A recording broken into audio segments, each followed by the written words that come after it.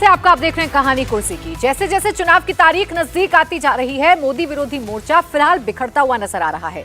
बंगाल में ममता बनर्जी ने पहले एकला चलो की नीति अपनाई, अब कांग्रेस पार्टी और राहुल गांधी पर हमलावर हो गई हैं। पश्चिम बंगाल की मुख्यमंत्री और टीएमसी सुप्रीमो ममता बनर्जी ने राहुल गांधी पर पर्सनल अटैक किया। ममता बनर्जी ने पहले तो राहुल गांधी की न्याय यात्रा पर निशाना साधा, अब वो बीड़ी मजदूरों से मिलने पर सवाल उठा रही हैं। ममता बनर्जी ने राहुल गांधी की तुलना बसंत के पक्षी से की, जो बसंत के मौसम में ही दिखते हैं। कहा कि जब चुनाव का समय आता है तो ये फोटोशूट कराने बंगाल आ जाते हैं। जो लोग आज तक चाय की दुकान में बैठे ही नहीं हैं, जिन्हें चाय बनाना भी नहीं आता है, वो फोटोशूट में लगे हैं। राहुल की न्याय यात्रा पर ममता ने बड़ा आरोप लगाते हुए कहा कि राहुल मुस्लिमों को रिझाने के लिए बंगाल आए थे, लेकिन मुसलमान उनके बहकावे में आने वाले नहीं हैं। ममता बनर्जी ने सिर्फ राहुल पर अटैक नहीं किया, बल्कि उनके निशाने पर पूरी कांग्रेस पार्टी थी। उन्होंने कहा कि कांग्रेस से 300 सीटों पर चुनाव लड़ने को कहा था, लेकिन कांग्रेस के नेताओं ने उनकी बात नहीं मानी। ममता ने कहा कि उन्हें नहीं पता कि 300 सीटों में से कांग्रेस 40 सीट भी जीत पाएगी या नहीं। इतना ही नहीं, ममता ने कहा कि अगर हिम्मत है तो कांग्रेस पार्टी बनारस में बीजेपी को हराकर दिखाए, इलाहाबाद की सीट जीत कर दिखाए। गिरजा केउ नेই আর এখন ইলেকশন এসছে, তাই বসন্তের কোকিলদের কাউকে ফটোশুট করছে সব। এখন আবার নতুন দেখছি নতুন করে ফটোশুট, যারা কোনোদিন চায়ের দোকানে বসেইনি, চা বানাতে জানেই না, বাচ্চাদের আদর করেইনি, শিশু বলতে কি বোঝেই না, বিড়ি বাঁধতে জানেই না কোনোদিনও, বিড়ির বদলে অন্য কিছু হয়তো খায়, খেতেই পারে। আমাদের গ্রামীণ লোকেরা অনেকে বিড়ি খায়। আর এখন ইলেকশন এসছে, তাই বসন্তের কোকিলদের কাউকে ফটোশুট করছে সব। প্রথমেই চলে এলো বাংলায়, ভাবলো এখানে মুসলিমদের একটু সুরসুরি দিই, অর্থাৎ হিন্দুরা দিচ্ছে সুরসুরি, হিন্দুদের দিচ্ছে সুরসুরি বিজেপি, আর কংগ্রেস সিপিএম দিচ্ছে সুরসুরি মুসলিমদের। ও করবে হিন্দু আর ও করবে মুসলিম। বাংলায় প্রোগ্রাম করতে এসছি আমরা নাকি ইন্ডিয়ান এয়ারলাইন।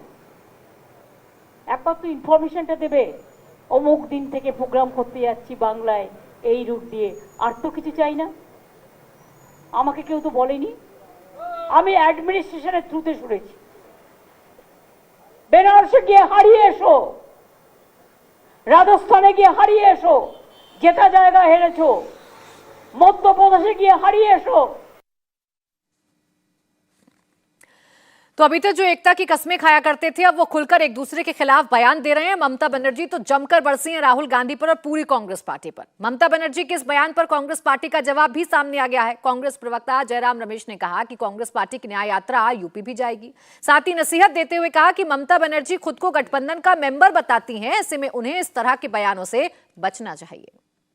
उत्तर प्रदेश जरूर जाएंगे। ममता जी के मन में कोई संदेह नहीं होनी चाहिए। 11 दिन भारत जोड़ो न्याय यात्रा यूपी में रहेगा। मैं यही कहूंगा कि वो बार बार कह रही हैं कि वो इंडिया गठबंधन का एक हिस्सा है।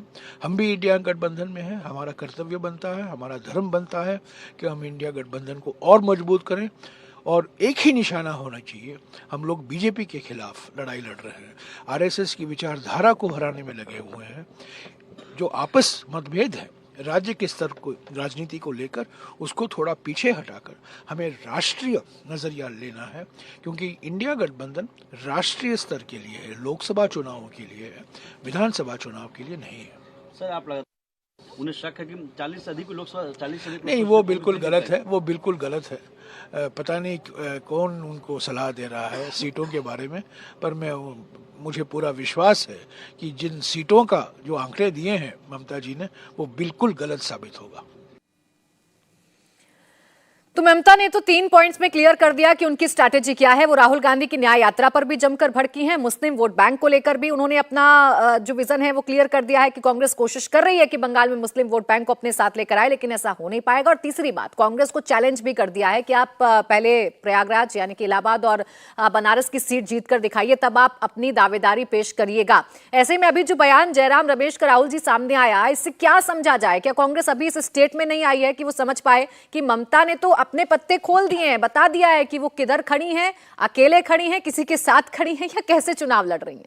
देखिए, ममता बनर्जी के बयान से एक बात तो साफ है कि राहुल गांधी और ममता बनर्जी के कितने अच्छे रिश्ते हैं। जो राहुल गांधी ने बढ़ चढ़ के कहा था कि मेरे बहुत अच्छे पर्सनल रिश्ते जो है वो ममता बनर्जी से है, तो वो उन्होंने ममता बनर्जी ने साफ दिखा दिया। अब कांग्रेस की बात जहाँ तक है, तो कांग्रेस न्याय यात्रा जब जो निकाल रही है उसमें तो ये साफ है कि अगर कांग्रेस जो है मुस्लिम वोट जो है वो ममता बनर्जी से छीनेगी तो ममता बनर्जी को ज़रूर इसका बुरा लगेगा, और वही बुरा जो है उनको लग रहा है कि अब आप बंगाल में जाके बात करेंगे कि कांग्रेस को वोट दें, तो कांग्रेस का वोट बैंक तो वही है जो बहुत ज़्यादा, जिसमें मुस्लिम वोट जो है वो ममता बनर्जी को जाता है। तो ऐसे में ये जो है लड़ाई जो है ये तो होना स्वाभाविक है। और ममता बनर्जी, देखिए मुझे जयराम रमेश की बात समझ नहीं आती है, क्योंकि अगर वो अभी तक ये रियलाइज़ नहीं कर पाए हैं कि ममता बनर्जी गठबंधन का हिस्सा नहीं रही हैं, तो कांग्रेस पता नहीं किस भुलावे में जी रही है। और अब इंडिया गठबंधन का कोई स्वरूप मुझे नज़र नहीं आता है कहीं पे भी। और जिस तरह से जो है उत्तर प्रदेश में अखिलेश यादव ने अपनी सीटें अनाउंस की 16, और उन्होंने पूछा तक नहीं कांग्रेस से कि इन सीटों में, उसमें 4 सीटें ऐसी है जो कि कांग्रेस मांग रही थी। तो ऐसे में गठबंधन तो पूरी तरह से लगभग तहस नहस हो ही चुका है। नीतीश के जाने के बाद जो बिहार है वहाँ पे कांग्रेस का जो थोड़ा बहुत जनाधार था वो भी मुझे नहीं दिखाई देता कि उसमें भी कुछ होने जा रहा है। तो जहाँ तक इंडिया गठबंधन जो ये कहते हैं विपक्षी गठबंधन, वो तो कहीं नज़र नहीं आता है। अब बात आती है राहुल गांधी पर, बाकी उनके बयानों की, ममता बनर्जी के, तो उन्होंने भी वही कहा है जो देश की बाकी जनता कहती है कि राहुल गांधी बहुत सीरियस पॉलिटिशियन है नहीं। वो जहाँ पर मुश्किल नज़र आती है, क्योंकि इस गठबंधन को बनाना सबसे मुश्किल जो था वो प्रश्न था, वहाँ से वो भागते नज़र आते हैं। वो प्रश्न रिजॉल्व करने की जगह वो अपनी यात्रा करते दिखाई देते हैं। लेकिन जो ये बार बार अभी आपने कहा ना कि जयराम रमेश के बयान आपको भी समझ में नहीं आते और कांग्रेस का भी स्टैंड क्या है ये समझ में नहीं आ रहा है, तो क्या कांग्रेस जानबूझकर अपनी आंख बंद कर लेना चाहती है, सच्चाई को देखना नहीं चाहती, या राहुल के प्रोजेक्शन में, रीलॉन्चिंग में राहुल महाजन जी वो इतना बिजी हो गई है कांग्रेस कि बाकी किसी और चीज से उसे फर्क नहीं पड़ रहा है? मुझे लगता है कांग्रेस को शुरू से ही इस गठबंधन में कोई विश्वास नहीं था। कांग्रेस कभी भी इस बात को पचा नहीं पाई कि वो इस देश में अब जो है एक हाशिए पे होती हुई पार्टी नजर आ रही है। वो इस बात को अगर पचा लेती तो वो सेकंड जो हम कहते हैं ना प्लान बी जो होता है किसी भी चीज़ का, वो नहीं करती। अगर उन्होंने एक यात्रा शुरू की है तो वो प्लान बी का हिस्सा है, क्योंकि अगर ये गठबंधन काम नहीं किया तो कुछ तो करना ही है जिसके कारण वो लोगों को अपने साथ जोड़ सके। तो शायद वो प्लान बी का हिस्सा था जो जिसमें उन्होंने जो उनके सहयोगी थे उन्हें ऑनबोर्ड किया ही नहीं। उन्होंने पहले बात ही नहीं की कि ममता बनर्जी से बात कर लेते, वो बाकी लोगों से बात कर लेते कि आप हमारी यात्राओं में आएँ, तो वो भी आपको दिखाई दिया। अखिलेश यादव पहले ही कह चुके हैं कि मैं यात्रा में नहीं जाऊंगा। ममता बनर्जी क्यों जाती? पश्चिम बंगाल से बाहर ममता बनर्जी की कोई राजनीति नहीं है, आप उन्हीं से उनका वोट बैंक छीनने चले हैं, तो क्यों ये गठबंधन होना चाहिए था? तो मुझे लगता है राहुल गांधी को जो एक कोशिश करनी चाहिए थी कि इस गठबंधन को साथ करें और कांग्रेस को थोड़ा पीछे हटना चाहिए था। ममता बनर्जी ने साफ बिल्कुल सही कहा कि आप 255-300 सीटों पर लड़ते और आप जगह देते जो आपके सहयोगी थे कि वो जो है आपको जीत करके एक बीजेपी का जो आप सामना कर सकते हैं या बीजेपी का विकल्प बन सकते हैं, उस तरह का गठबंधन लेके सामने आते। देखिए मोदी के खिलाफ लड़ाई लड़ रहे हैं समीर जी, और जितनी भी आप न्याय यात्रा से जुड़े हुए पोस्ट देखेंगे, खासकर सोशल मीडिया पर जिस तरीके के पोस्ट देखेंगे, उसमें तो यही प्रोजेक्ट किया जाता है राहुल गांधी को कि ये इकलौते ऐसा बहादुर वीर है जो प्रधानमंत्री नरेंद्र मोदी की नीतियों के खिलाफ लड़ रहा है, देश को बचाने के लिए लड़ रहा है। लेकिन वही न्याय यात्रा जब अपनों के नजर में भी फोटोशूट है, तो आप बाकी पूरे देश में क्या नैरेटिव गढ़िएगा? ये तो जरूर कांग्रेस के लिए चैलेंजिंग होगा ना। निश्चित रूप से देखिए, राहुल गांधी के ऊपर उन्हीं के सहयोगी टीएमसी ने इतना बड़ा हमला बोला है जितना शायद भारतीय जनता पार्टी भी राहुल गांधी के ऊपर या कांग्रेस के ऊपर नहीं बोलती। ममता बनर्जी ने बहुत स्पष्ट कहा है कि कांग्रेस देश में 40 सीटें भी नहीं जीत सकती, अगर तो हमें तो कांग्रेस बनारस में लड़कर जीत कर दिखा दे। यह तो मुझे लगता है भारतीय जनता पार्टी ने अभी तक नहीं कहा कि कांग्रेस 40 सीटें भी नहीं जीतने वाली चुनाव 2024 के चुनाव में। यह बताता है कि इंडिया गठबंधन जो बना था प्रधानमंत्री मोदी को चुनौती देने के लिए और भारतीय जनता पार्टी को 2024 में तीसरी बार सत्ता बनाने से रोकने के लिए, मुझे लगता है वह धराशायी हो चुका है। नीतीश चले गए हैं, ममता चली गई है, अखिलेश यादव ने बिना पूछे सीट डिक्लेयर कर दी है, अरविंद केजरीवाल पंजाब और दिल्ली में अपने हिसाब से चुनाव लड़ेंगे। और मुझे लग रहा है आने वाले दिनों में महाराष्ट्र से उद्धव ठाकरे का भी लगभग तय हो गया है कि वो इस गठबंधन से बाहर होंगे, क्योंकि कल ही उन्होंने बयान दिया है कि 5 बैठकों के बाद भी अगर हम महाराष्ट्र की 48 सीटों पर सहमति नहीं बना सकते तो इससे बेहतर है कि हम अपना अपना रास्ता खुद तय कर लें। मुझे लग रहा है आने वाले दिनों में उद्धव ठाकरे भी इस गठबंधन से बाहर होंगे। और जहां तक रही दक्षिण की बात, जहां से कांग्रेस मजबूत है केरल में, तो केरल में मुझे लगता है कि कांग्रेस का गठबंधन नहीं होगा। और जिस केरल से कांग्रेस 20 में से 15 सीटें पिछले चुनाव में जीती थी, इस बार कांग्रेस को वहां भारी नुकसान होने की स्थिति में है। दक्षिण के अंदर भी अगर बात करें तो कर्नाटका के अंदर भी जो जेडीएस भारतीय जनता पार्टी के साथ चली गई है, ऐसे में कर्नाटका में भी भारतीय जनता पार्टी को एक बड़ी ताकत अब महसूस होगी, क्योंकि भारतीय जनता पार्टी वैसे भी वहाँ मजबूत है।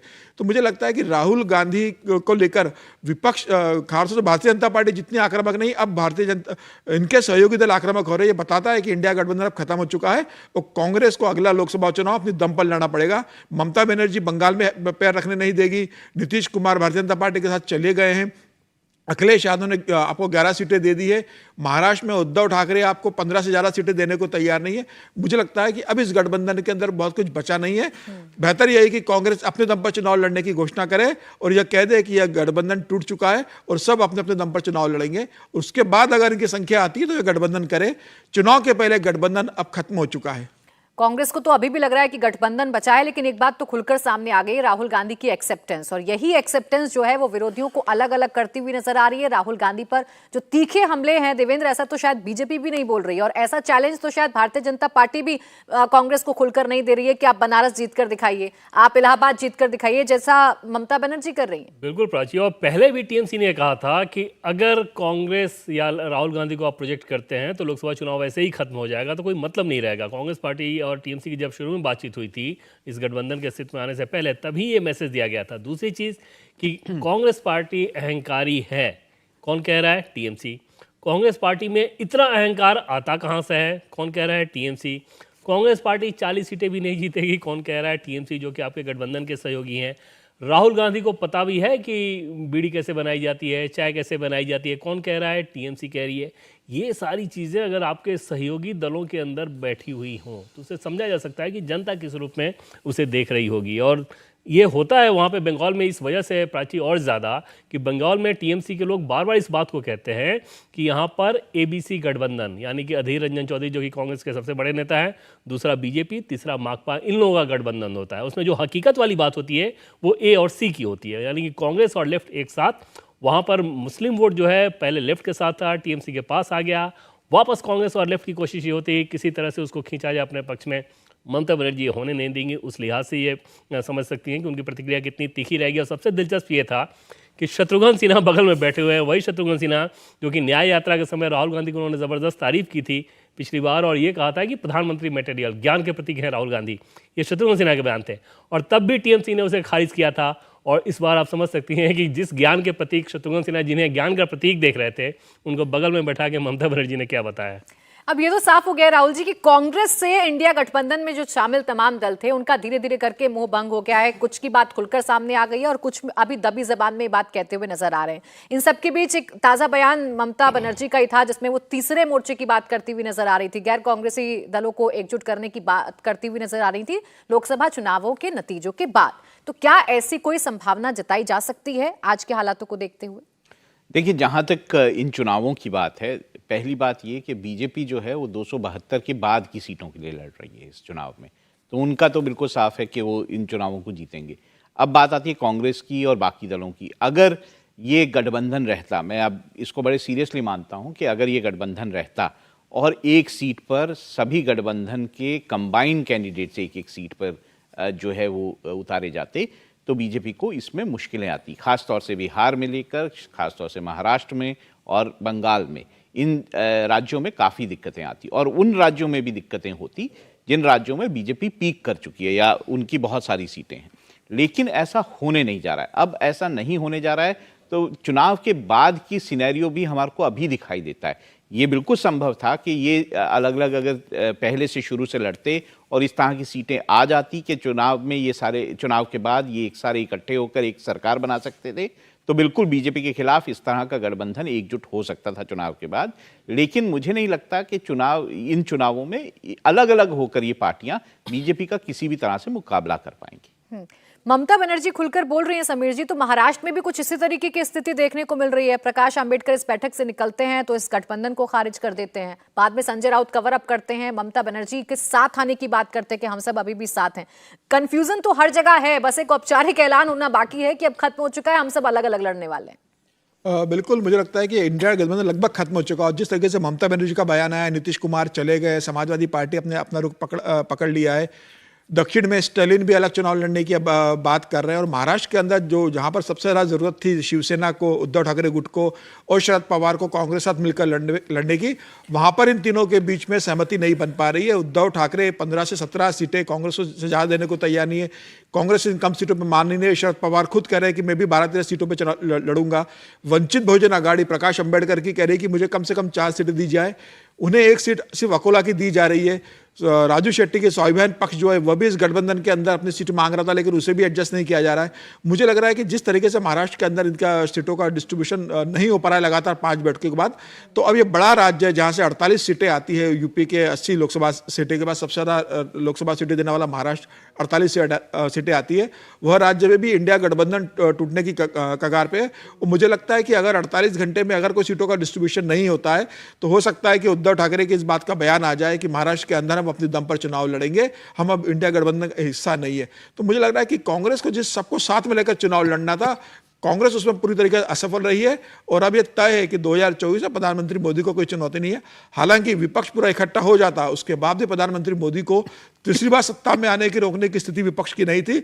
लेकिन अब यह तय है कि जब विपक्ष जिस तरीके से आपस में लड़ रहा है और अलग अलग चुनाव लड़ने की तैयारी हो चुकी है, यह तय है कि प्रधानमंत्री मोदी और भारतीय जनता पार्टी ने जो 50% का वोट बैंक और जो 400 सीटों का टारगेट किया था, अब भारतीय जनता पार्टी उसके ऊपर काम करेगी। और ये देखना होगा कि भारतीय जनता पार्टी क्या वाकई 50% के वोट बैंक पे और 400 सीटों के आसपास अपनी दम पर पहुंच सकती है, क्योंकि प्रधानमंत्री मोदी दक्षिण पर भी लगातार फोकस कर रहे हैं। अब ऐसा नहीं कि सिर्फ उत्तर भारत के अलावा दक्षिण भारत में जिस तरह से भारतीय जनता पार्टी और प्रधानमंत्री मोदी फोकस कर रहे हैं, आने वाले दिनों में दक्षिण से भी भारतीय जनता पार्टी को कोई अच्छी खबर 2024 के लोकसभा चुनाव में मिल सकती है। बिल्कुल, 6 बैठकें अभी तक हो चुकी हैं। 6 बैठकों में अपनी एकता की कस्में जो सारे के सारे दल थे वो खाते हुए नजर आ रहे थे, लेकिन जब बात सीट शेयरिंग की आई तो ये सब एक एक करके अलग होते चले गए और सारा का सारा जो ठीक रहा है वो कांग्रेस पर फूटता हुआ नजर आ रहा है।